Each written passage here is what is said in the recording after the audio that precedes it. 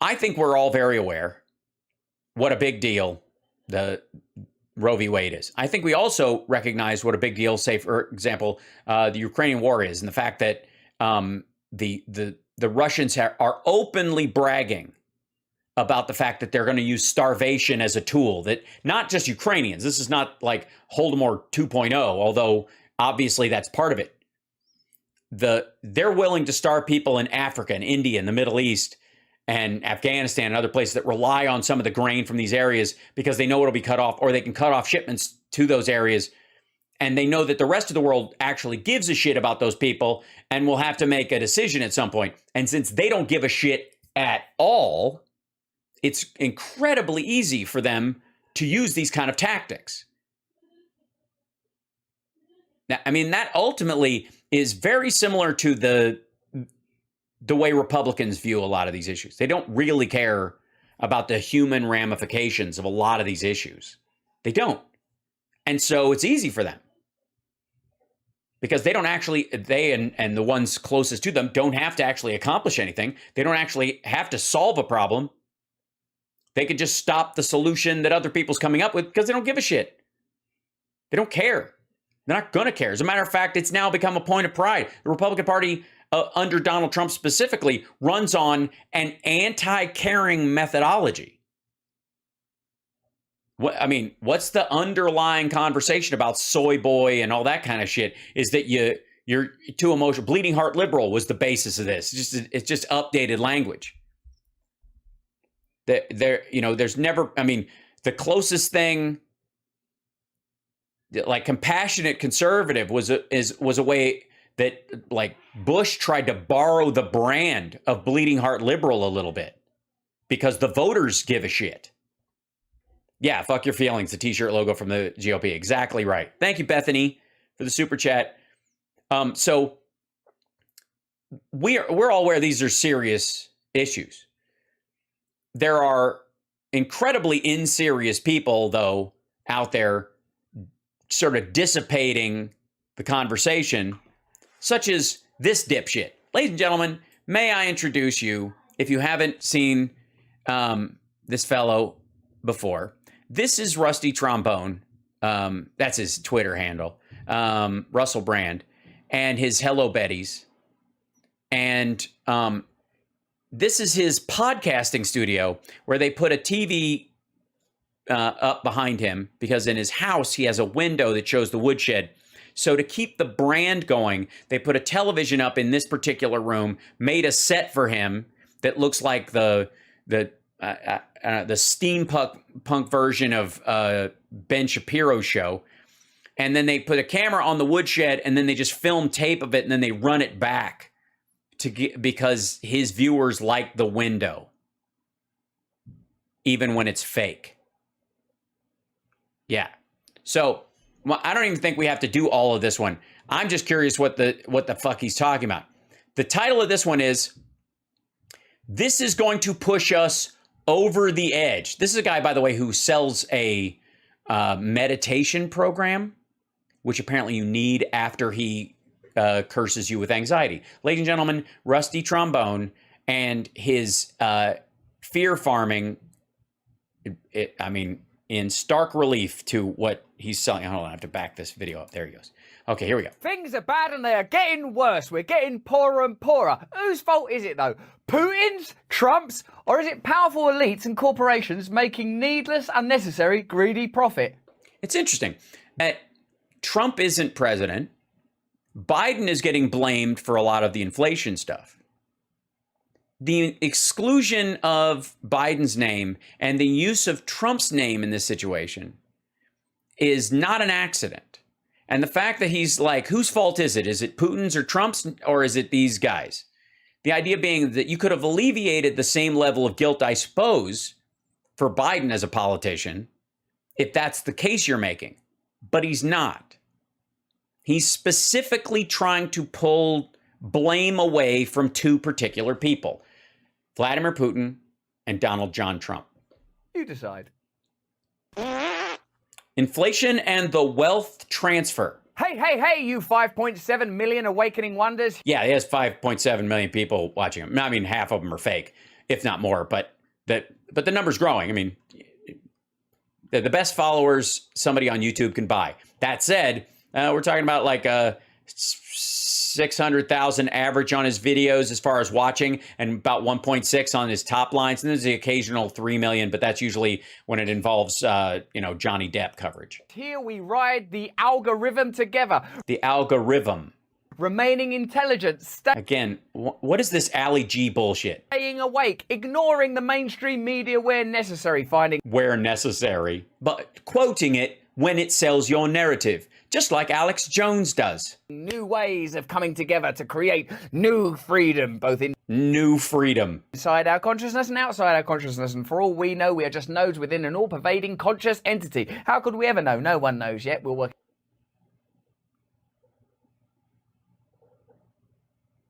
it out by the end of the show. If you don't subscribe yet, subscribe right No, I'm not going to subscribe. Although people should subscribe to my channel. I'm just saying. now, and please turn on that notification bell so that No, don't turn the notification bell on. Just check back in when you want to. I do think it's particularly galling. The subscription part's not that weird. But for somebody who's like, don't let the mainstream media manipulate you, turning on the notification bell on YouTube specifically is so that he can send you an email when he's got a new video up, but also to kind of create a Pavlovian response. That's what that's based on. It's one of the creepier aspects, quite frankly, of social media right now. we can continue to cheat And yet he insists. an algorithm that wants to keep us dumb. No. You don't need any help from the algorithm. And also, it doesn't do anything of the sort. Let's stay free and stay awake, everybody. Yeah, come on, stay free and stay awake. Now, where was I? Oh, yes, manscaping. So, you will be aware that people are talking a lot about Putin's price hikes and why everything's much more expensive now and why we're getting poorer and why life's Why we're getting poorer. Oh, he's talking about the stock market. He lost money in the stock market. What do you think the chances are this dickhead had a bunch of crypto? since COVID has become a living hell, a perpetual nightmare, why Armageddon is upon us. What? Wait a minute. When was this taped? Price hikes and why everything's much more expensive now and why we're getting poorer and why life since COVID has become a living hell, a Life since COVID has become a living hell, he says. During which time he has gone from about 1.2 million subscribers to 5.7 million and has built an entire studio. A living hell. One that, this guy, I guess, surfs through. perpetual nightmare, why Armageddon is upon us. Why is it happening? Is it Yeah, why is it happening? because of Putin? Is it Nah, it can't be. If it's because of Putin, your extra 1.7 million subscribers in the last couple years. because of Trump? To illustrate some Why Trump?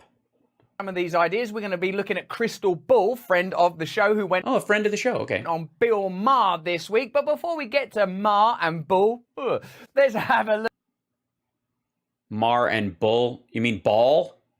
Her last name is Ball. look at the cause for all the problems that have ever happened. Trump. Bill Maher, right? Everybody know Bill Maher, for example?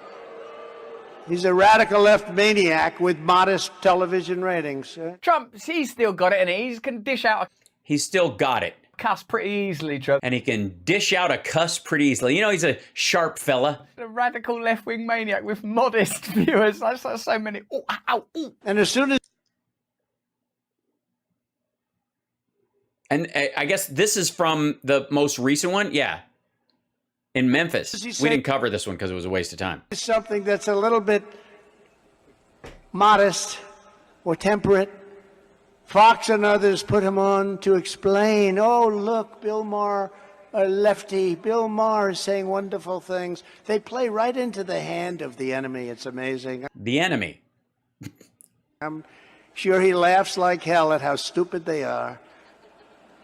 They're kissing the ass of the enemy. Politicians They're kissing the ass of an enemy. Yes, Bean Toes. I agree. There is a little bit of wasting away going on in Russell's camp right now. I don't know if it's the stress of having to do this every single day or what, but maybe he's just on a cleanse of he's trying to cleanse all the life force from him. Just don't talk like that normally. This guy could be back in government, I would say, within 4 years, unless the Within 4 years. Great timing. What you keep talking like that, I'm going to start to think you're not an American voter. Democrat Party, or I suppose the Republican Party, come up with someone who has that kind of rhetorical appeal, who has that kind of ease in front of an audience. Ease in front of an audience? He's a sweaty fucking mess. He's rambling about Bill Maher. If you're one of the people that just loathes Trump and thinks Trump is the worst thing that's ever happened in politics. No, see, don't use hyperbolic language to pin me into a corner that I think he's the worst thing ever just because I think he's a fucking scumbag. Like, I can understand there are gradations of awful in the world, dummy. But this is also the kind of language people do when they want to manipulate you into being ashamed of your opinion about something, is that they stack it as, you know, oh, you think Trump is Hitler. That's kind of the going rate, you know, the standard that kind of best expresses this version of this argument. Like, no, I don't think he's Hitler. I don't think he's as ideologically even committed as Hitler was. Hitler was far more awful and far more damaging, and the damage he did in the world was much more materially function of his actions than Trump. Trump's just a slapdash asshole who doesn't belong anywhere near the corridors of power, and he's a misogynistic piece of shit. And if you're like, I don't know, I like the cut of his jib like this dickhead is doing, then you're basically saying all that grab a woman by the pussy stuff and all of his misogynistic language. And of course, his putting these 3 Supreme Court justices on there so that they could specifically torpedo a woman's right to choose, that's fine. I mean, it's all just a show. It's just a show, right? I mean, he's just a guy, he's just a showman. He knows how to talk about it. And unless the Democrats get somebody who knows how to talk like that to help, I don't know, get rid of women's rights, they'll never work. It's like Biden kicked the shit out of this guy in an election. I recognize how you might have come to those conclusions. If you're one of the people that likes Trump a lot, I can see... That's most of your audience. You can see what? You can see why they would end up being a viewer on your channel. Why you would. There are... Yeah, why would you? Was it the Access Hollywood tape or the Chris Matthews interview where he said, you know, there has to be some kind of punishment for the woman who has an abortion?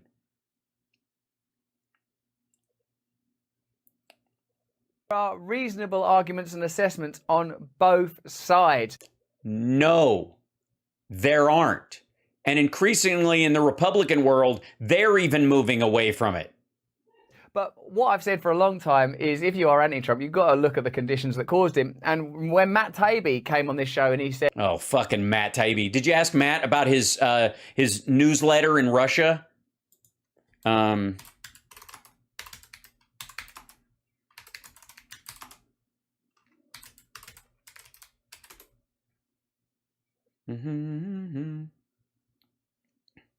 Yeah, I don't know if you guys,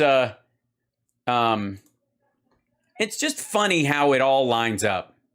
Of all fucking people, Matt Taibbi, who, when he was at Rolling Stone for a while, like, especially in the, you know, being against Bush's war machine, he was just kind of one of the regular people, kind of like Greenwald that I would read on occasion, didn't think anything of it, because I didn't look past it to any of that stuff.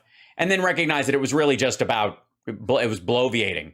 But the only gratifying thing about this weekend's uproar over Matt Taibbi's Moscow days is that the Russianists were 20 years ahead of this particular news cycle. Apparently, scandal is a renewable resource. On October 27th, Amy Levitt published a piece in the Chicago Reader with the apt title, 20 years ago in Moscow, Matt Taibbi was a misogynistic asshole and possibly worse. Matt Taibbi and Mark Ames were co-editors of the English-language gonzo, semi-satirical, semi-muckraking expat newspaper, The Exile. It's very reminiscent of early TYT, where, like, Schenck had his, like, guess the camel toe bullshit. Remember that? Do you guys remember that? Hold on.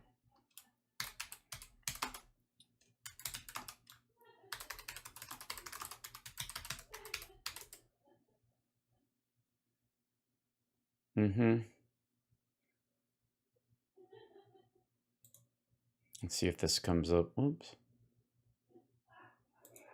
Hold on.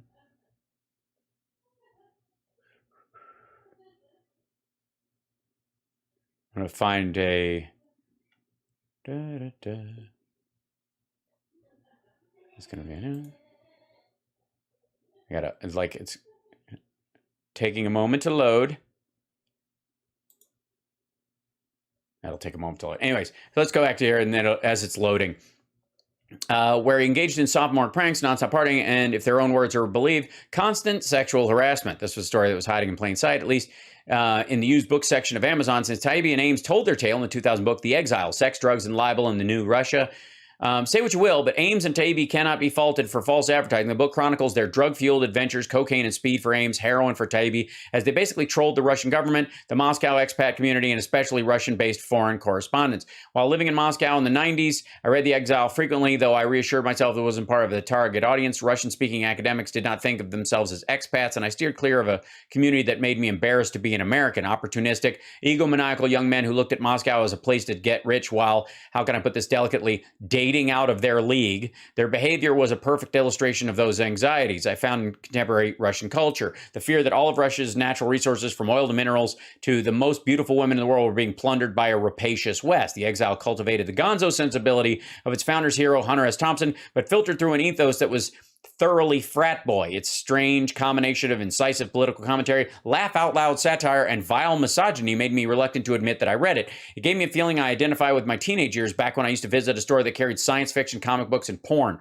One-stop shopping for shame. Ames and Taibbi were vicious about the pieties of the English language journalism. Hold on one second. Stop and reload that.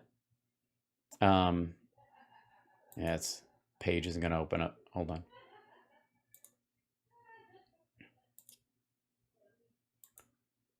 Seems like they broomed a bunch of this again.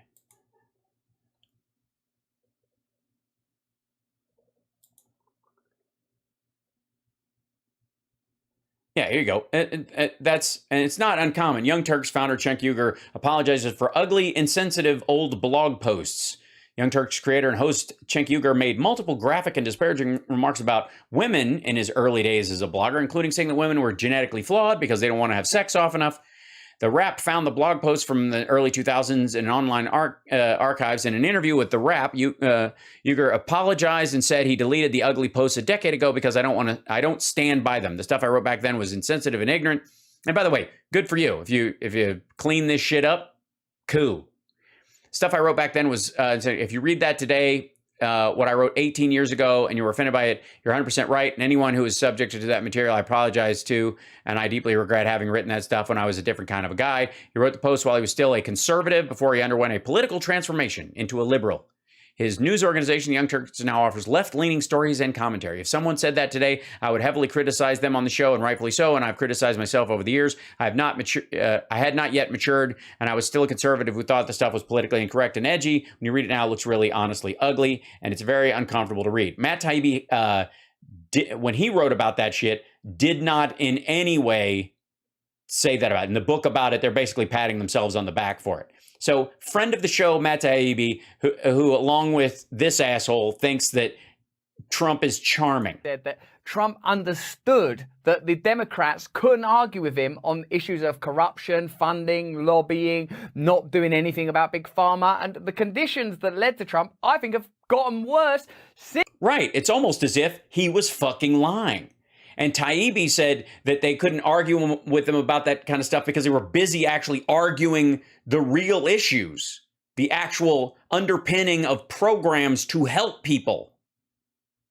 They were, the lobbying aspect was ultimately bullshit because it didn't matter who lobbied for what. The pharmaceutical companies made money on COVID based on whether or not they came up with the first and most functional and the most useful vaccines. Since Trump, do you think Biden's made a real difference since Yes. coming back in? Yes. We're out of Afghanistan. We have an infrastructure bill that they've already started breaking ground on projects. We have the first bipartisan gun legislation. We have 3.6% unemployment for the first time in forever. And unemployment and wages were growing so fast that it's one of the triggers for why the Fed thinks they need to raise interest rates. The rescue package. an actual plan to get people vaccinated. We're 70% vaccinated in this country, and that doesn't include natural immunity on top of it. So we're basically 100%. So, yeah, I do think so. About and his penny farthing. Do you think, oh, fuck you? Phew, and things better since Joe Biden's been in. Yes. Look, no president is in charge of the state of the world. It's your response to it. It's being a good shepherd about it. This asshole's like, it doesn't really make any difference. So wouldn't you rather just have somebody who talks shit for no reason? You know, like the way he shut down Saudi Arabia, the great way that he's controlled farmer prices. He shot down Saudi Arabia. The brilliant. But what do you mean? Pharma prices? Shut down Saudi Arabia, the great way that he's controlled farmer prices. Oh, the great way that he's controlled pharma prices.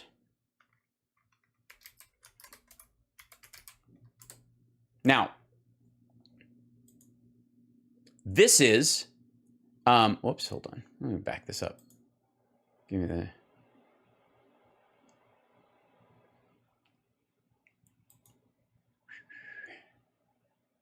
the, this is what Biden wants, for example. $35 insulin price cap.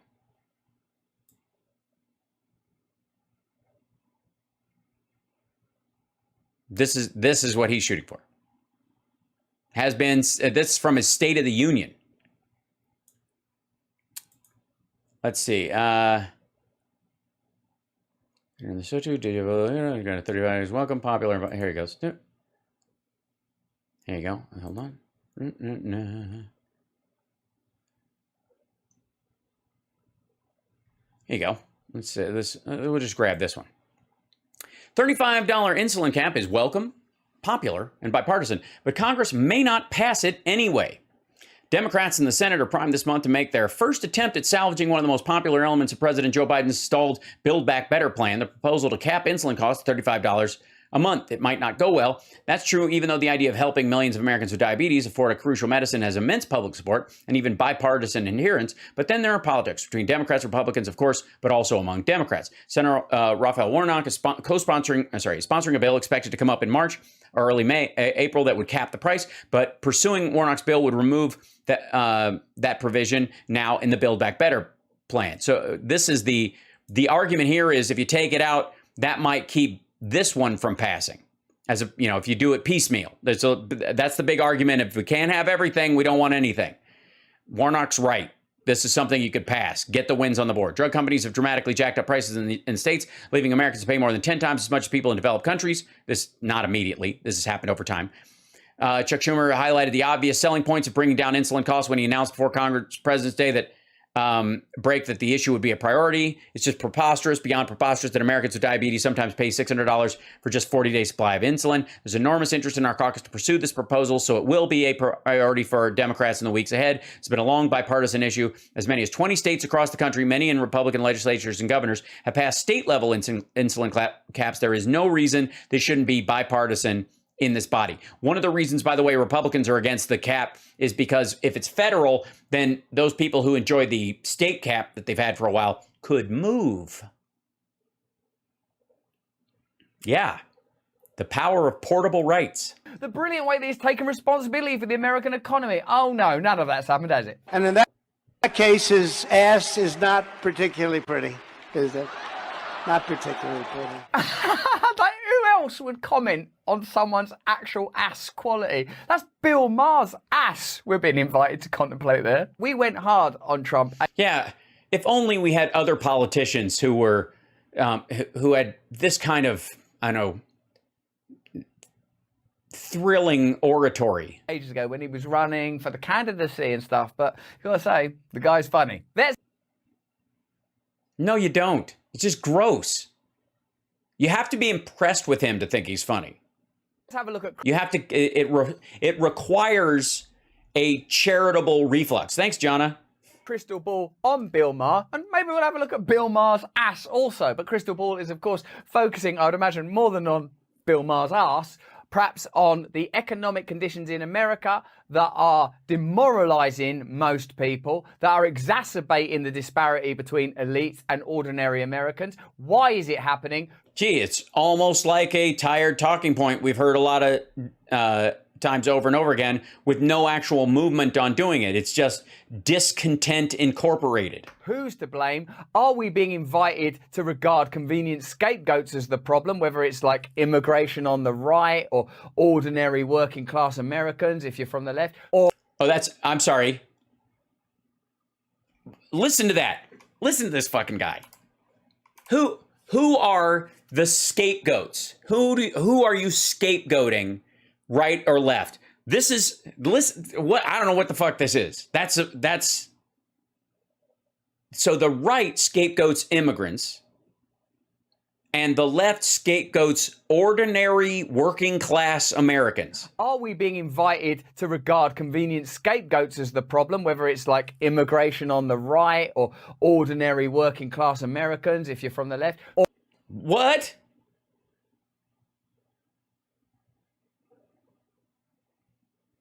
I mean, that is essentially a Trump talking point. This is why this asshole thinks Trump is funny. Is because he buys that. He thinks that's what the left is doing. The left, the problem, he thinks that the left sells as a talking point and genuinely believes that the problem is ordinary working class Americans.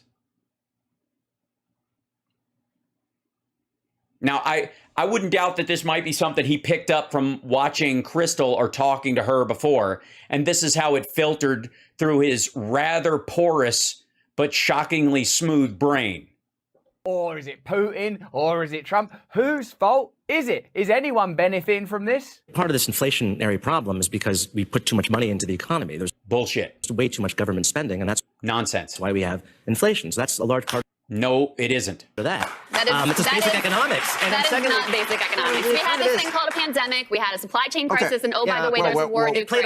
It's played a role. So to act like the only reason we have problems now is because people got a little bit of money in their bank account is just not honest. And a little bit of money, they got more than we spent in World War II. So don't act like hold on. Hold on. Don't act like... They didn't get it, by the way. What do you mean they? The system our entire economy, currently...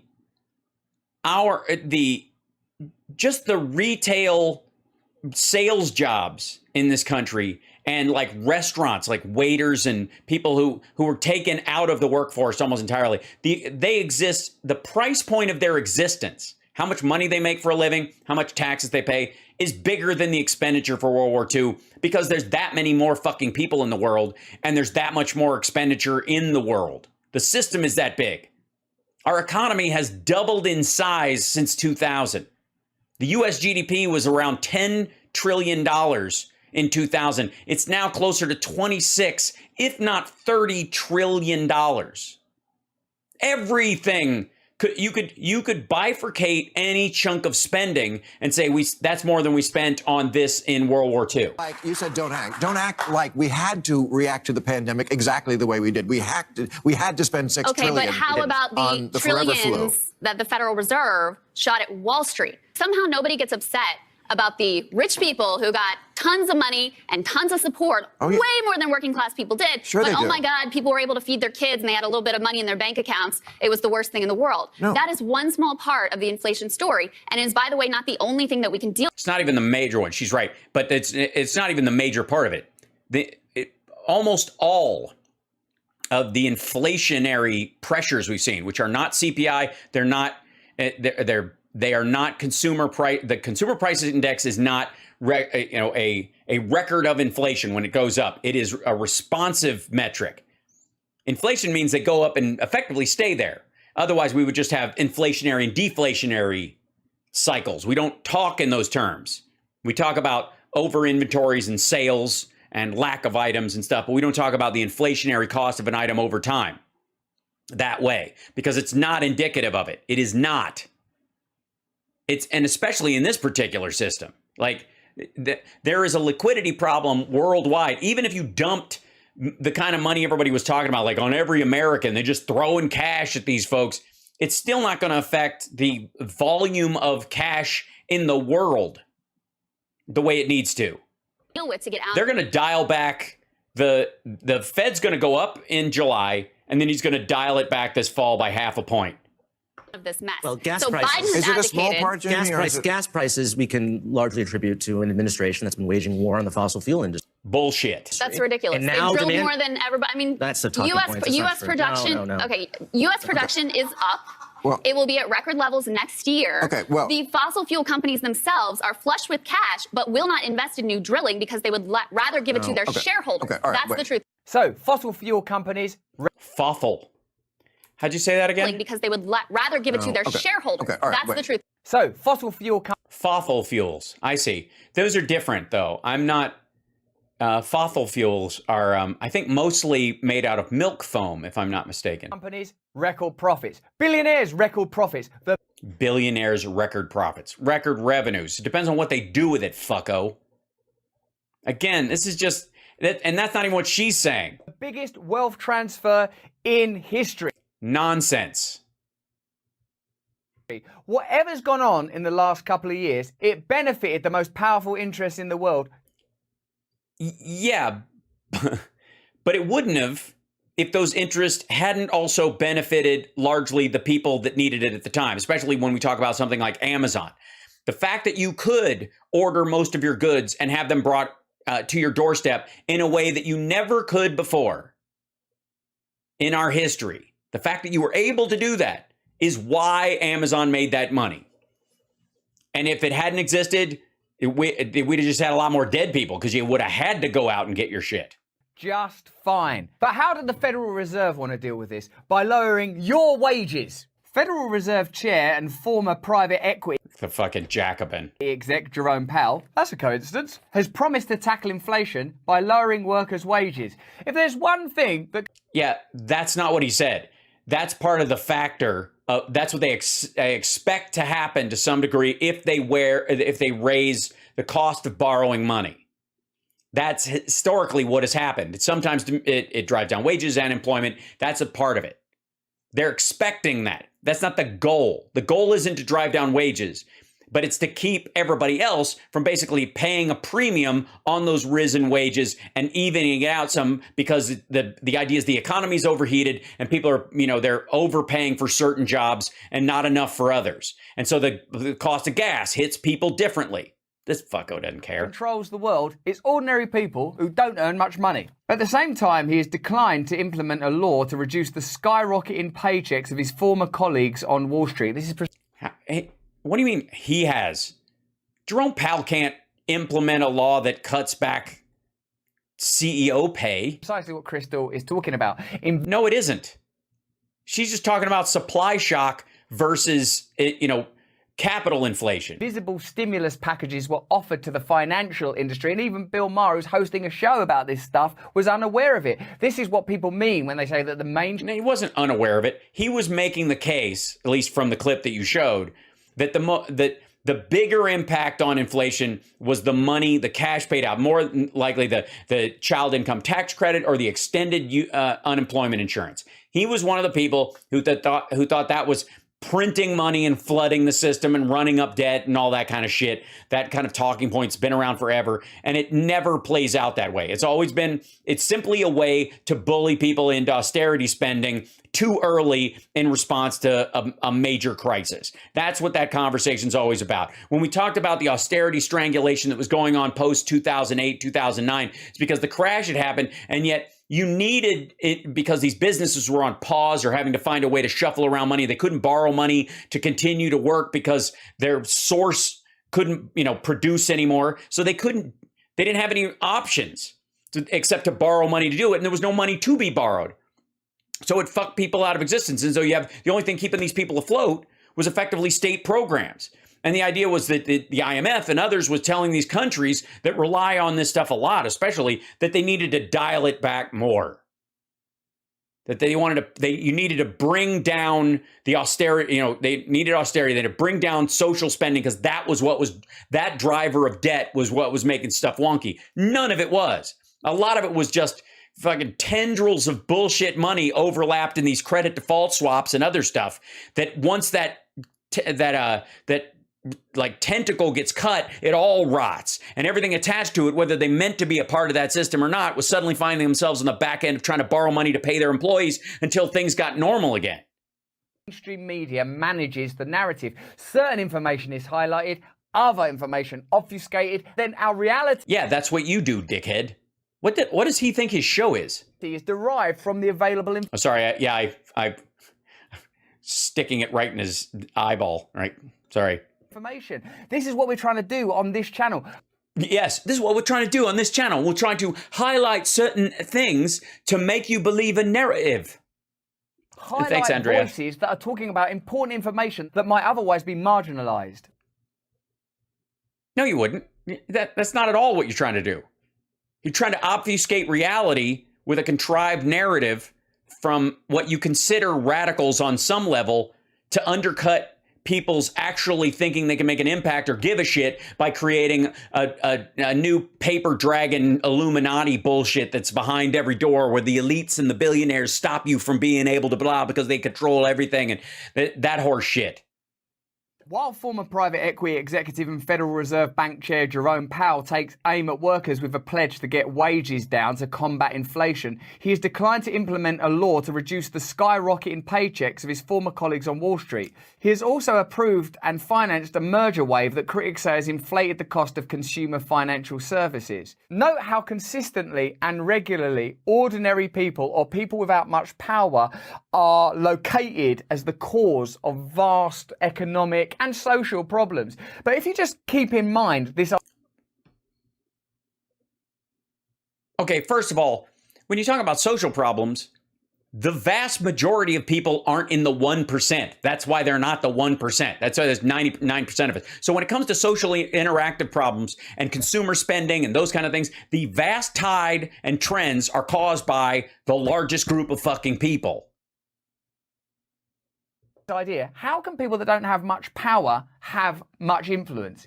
Because all it takes is a little bit everywhere to make an enormous impact. This is exactly the argument for working on climate change on a personal level. It's why we recycle, you fuckwad. It's why we have solar panels on houses instead of just giant solar and wind farms. It's why promoting geothermal around individual houses, especially in certain areas, for example, as a regular part of the building structure will have more of an impact than trying to create these giant, fields of geothermal or hydroelectric power through dams and the like, that one-on-one, you can have a much bigger impact. That's why individuals talk about your carbon footprint individually, because there are that many of us. There's fucking 8 billion people on the planet, dummy. It sort of just stands to reason. It's a simple, systemic way of thinking about these matters. No, it isn't. It shows you can't. You're incapable of thinking of it systemically, because no system is made up of 1% of its parts, no matter how big the system.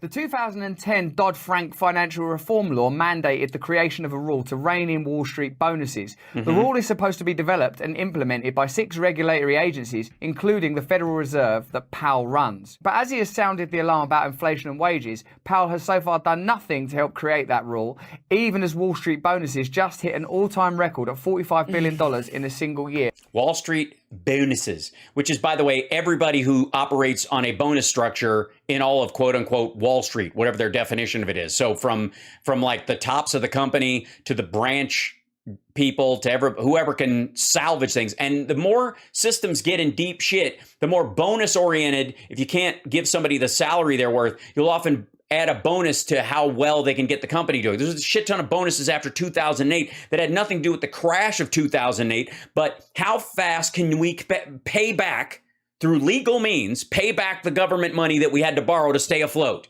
Anybody who gets us there quicker will meet this bonus structure and this bonus structure. And they did a shit ton of that. It's not illegal, and it was a way to motivate their workers. And it got them off the government debt quicker, and the federal government and the U.S. taxpayer made money on the 2008 crash. Money that went to public works programs. Yeah, so all the while we're talking about all the while you're talking out of your ass. economic crisis. Oh, nice. Happy birthday to Steely Dan 68 on Twitch. Nice. Stacey, happy birthday, Steely Dan. Hey, 86? Sorry, 68. The cost of living rising. There's been a world record year in bonuses. That doesn't make sense. Yes, it does.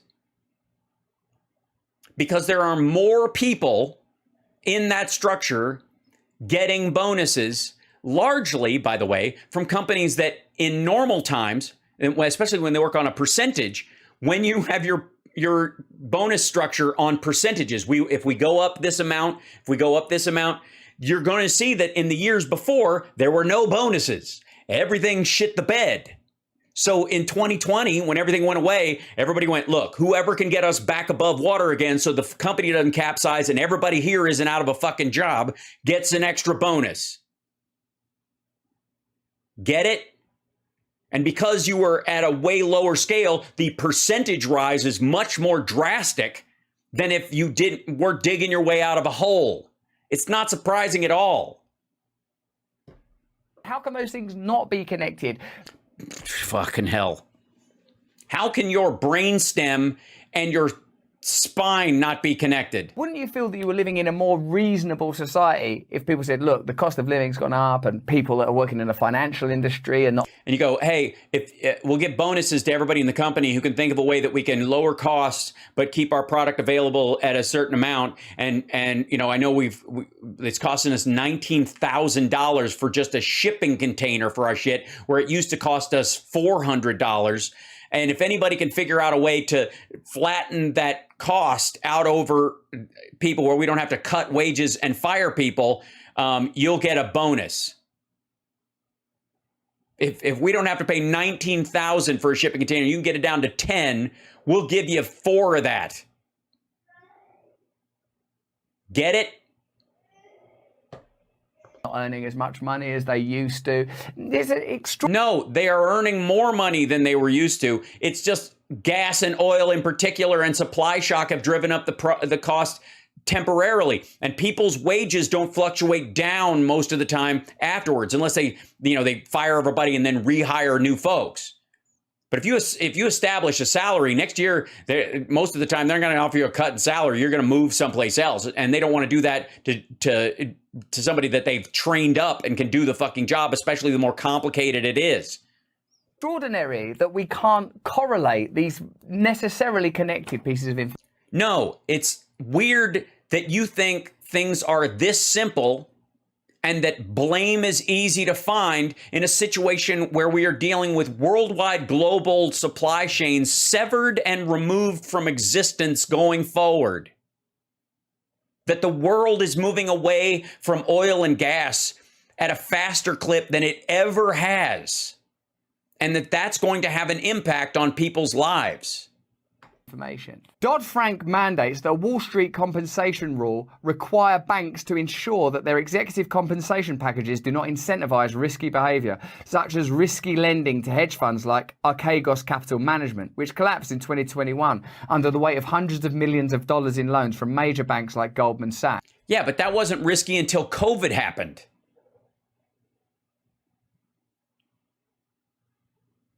Nobody's operating, especially in the financial world, as if, there might be a worldwide pandemic that guts the entire Earth's economy and puts like multiple first world countries at 15 and 20% inflation after a bunch of their people die. We know that in 2000... Those things weren't risky because of the makeup of those things. It was risky because life is risky. I was tapping my desk so much that I knocked Boba Fett off of his stand. It's not right. Along with Tack. Tack also fell. Gotta calm down. Dipshit's setting me off. 2008, there was an economic crisis that is still impacting the lives of ordinary Americans. No. Look, there's an argument for... There were people who had the rug pulled out from under them in 2008, 2009 that are barely getting back to where they were. But that's nothing compared to the impact of COVID on people's businesses and individual lives. And if you knew that, or you gave a rat fuck, you'd recognize that Tesla, Elon Musk company, who I'm sure this asshole would line up to ball gargle, wouldn't exist if Obama hadn't added electric cars to the auto bailout. Just wouldn't. There wouldn't be any of this shit. None of it. SpaceX wouldn't exist. Tesla wouldn't exist. Nonsense. It would have come and gone. And people across the world to this day, that was precisely because of these types of behaviour that no one's ever been prosecuted for. That because it was legal. There's a difference between Bernie Madoff and credit default swaps. Credit default swaps were legal. That's why no one was prosecuted for it. There were stimulus packages introduced then as now to protect the elite. And by who? Elite structures. The elite structures that dominate ordinary lives. So you mean like car companies? We cannot allow the mainstream media to continually... You had a time I need to leave. No, I think I'm okay. We're just a little past it. I'm okay. Locate ordinary Americans as the problem. This past February... Again, what the fuck do you mean ordinary Americans as the problem? This asshole just wants you to pretend that Biden didn't put in the American Rescue Plan, that didn't get passed, or that we're still in Afghanistan, or that we didn't pass an infrastructure bill, or that we didn't bring employment back to a reasonable number, lower than reasonable. February, Sarah Bloom Raskin, President Joe Biden's nominee to be the Fed's vice chair for supervision, promised to implement the law. This past February. Jesus Christ, and it's already... Bloom Raskin withdrew her nomination amid opposition from corporatist Democrats and... Sorry, it's the bottom part of that sentence that really stands out. Oh, is it corporatist? Why is Democrats in fucking brackets? And every Republican senator, by the way, citation needed for this bullshit. And every Republican senator. And every Republican senator. And by the way, what Russell Brand has been telling you is that there's really no difference between the two, and using Donald Trump as a boogeyman, for example, is evil. Okay. Also. There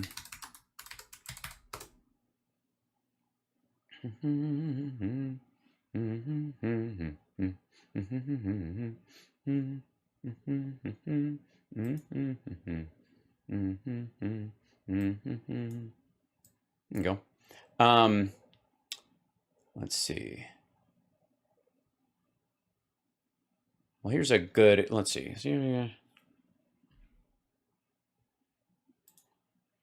Those of us that are fans of Elizabeth Warren as a human being, the CFPB is turning to Dodd-Frank's unfinished business. Consumer Financial Protection Bureau's rulemaking agenda will be dominated in the year ahead by unfinished rules that Congress mandated more than a decade ago by Dodd-Frank Act. The CFPB laid out the timeline for 5 rules in its spring agenda the Bureau expects to complete by May 31st, 2023. 2 of the rules considering the most consequential, including consumer access to financial records and small business data collection rules. This is, let's see, where we go. Bank of America. There you go. Here's the Dodd-Frank annual stress test. This is the primary thing that Dodd-Frank brought about. Whoops. Load, you silly thing. Oh, well. Anyways. So someone was going to implement that law. That person's gone away now. So the Biden administration is... The CFPB is doing it. Isn't going to do anything. No, they're not going to do anything. They're not going to do... They're not even putting anybody... They're not going to... Position from corporatist Democrats and every... Fucking hell.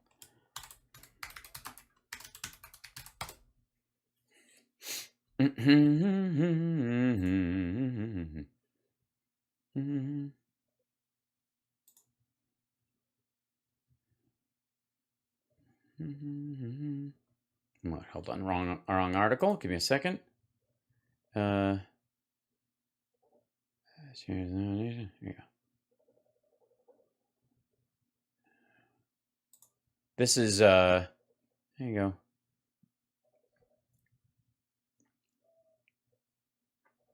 The article. Why is this not opening on here? Here's that's just so you know, this is the Jacobins edit. Biden pick for top bank cop faces narrow path to confirmation. Sarah Bloom Raskin, the White House's nominee to lead bank supervision at the Federal Reserve, is under fire for her views on climate regulation.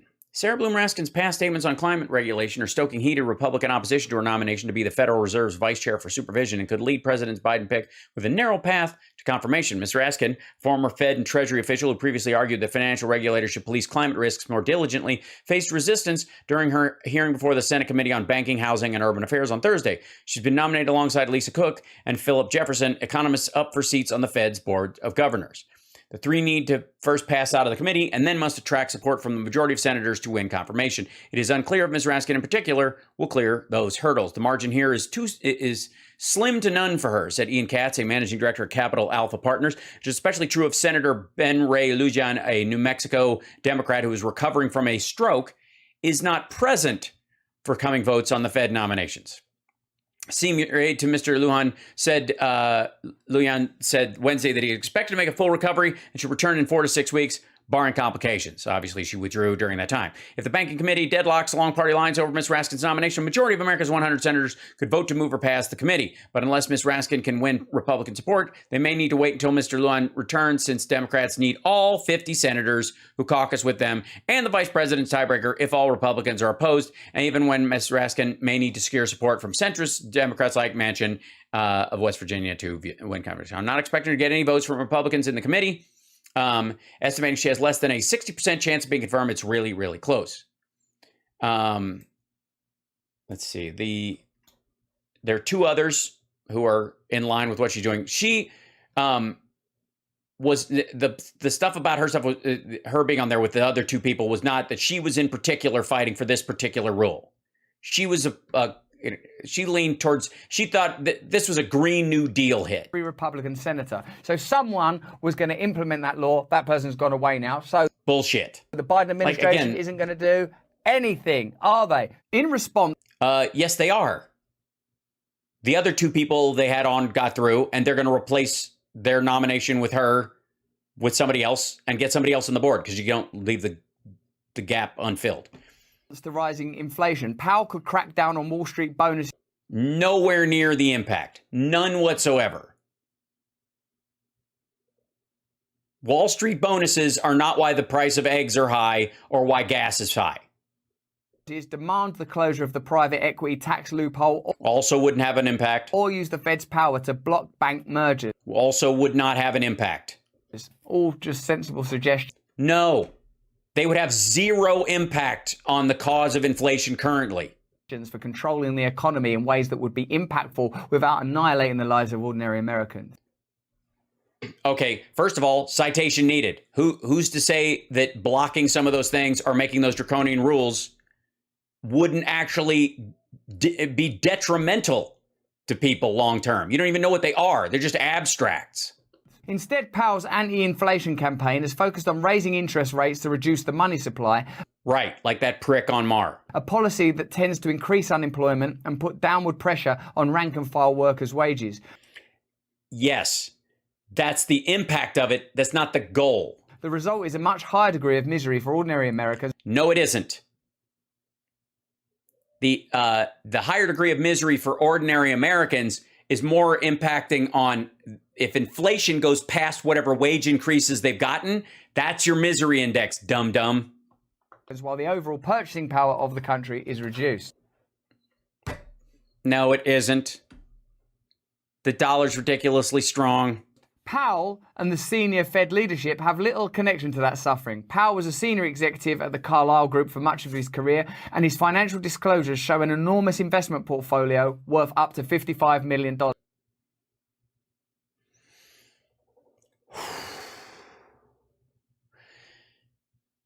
That portfolio goes up and down with the market the same way everyone else does. The impact of those investments is affected by inflation itself in a negative way. Imagine how different it would be if these... Imagine how different it would be if you put people who are currently starving in the kitchen. What kind of decisions would they make? Would any food get cooked at all? Would the best ingredients be eaten nearly raw and then right? Like, this is such a stupid argument. These positions at a national and local, federal and state level. They do have them. We have Fed. What do you think the St. Louis Fed is, you fucking moron? This asshole has no idea how this system works. He's just one of the, like, we need to audit the Fed, and it's like, I mean, we shouldn't even have an income tax. The whole thing was just concocted by the Rothschilds. Level were filled by an assembly of elected officials drawn from the communities that they are. All of these boards are appointed by people who are elected representatives. If you don't like who's being appointed, then change your representatives. Regulate, rather than an elite merry-go-round of individuals that operate only in this sphere, that have alliances only in this sphere. They don't. And also, it's interesting that somehow you think that they're not interconnected with everybody else. Now, there are definitely groups that couldn't give a rat fuck, but these guys they're not running hedge funds. If that's where their heart and soul was, they wouldn't be on the Fed. They'd make way more money in that zone. Because hedge fund managers make money whether you make money or lose money. Have an ideology that's about the protection of this sphere. Right. Like how? How will you ever change America when you... Excuse me. It's none of your fucking business. I tell you what. You get rid of your royal family and we'll tell you what we're going to do. Utilizing personnel that are invested in it staying the same. Let me know in the comments below if you know. Oh, fuck off. Sales pitch. All right. I'm out.